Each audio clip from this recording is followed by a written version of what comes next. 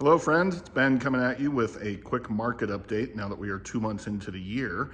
Thought I'd give you some thoughts on what we're seeing as it's not really matching up with some of the scary headlines you're hearing out there.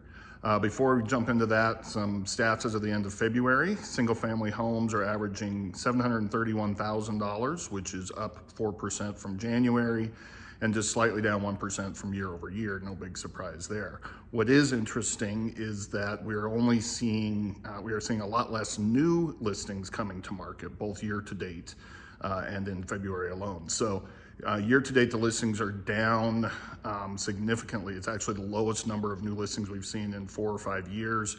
They're 36% less than there were in year to date through January 2019. Sorry, my rambling there, but point is that we had about a third less new listings come on year to date.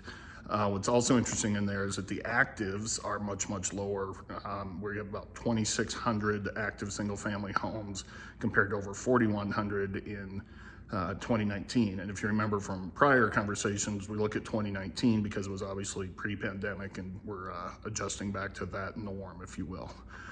So with that lower new inventory coming on, what's really interesting here, March and April, if we don't see a big spike in new listings coming on, we're going to be back into a very significant inventory crunch. Not that we aren't already, but you'll start hearing about record low numbers again. And as of right now, we don't really see any signs that there will be a big spike in inventory. So interesting dynamic to keep an eye on in March and April as far as how much inventory comes on.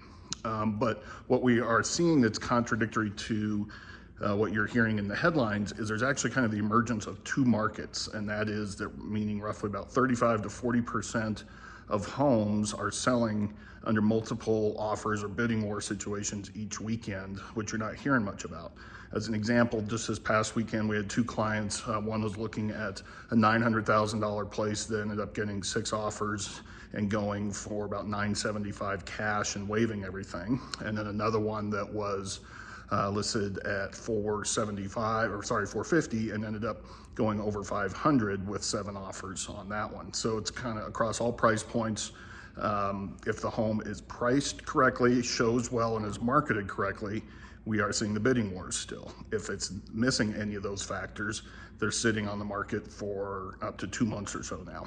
So definitely a big shift, a big difference than where we were at the last couple of years, and certainly different than what you're hearing in the media. So as always, it really matters to get the home dialed in, priced correctly, marketed correctly, and of course who you're working with makes all the difference in the world. So as always, thanks for your time. Please reach out with any questions, and of course send this along to any friends or family. We would love to talk with them and help answer any questions about the market. Thanks so much.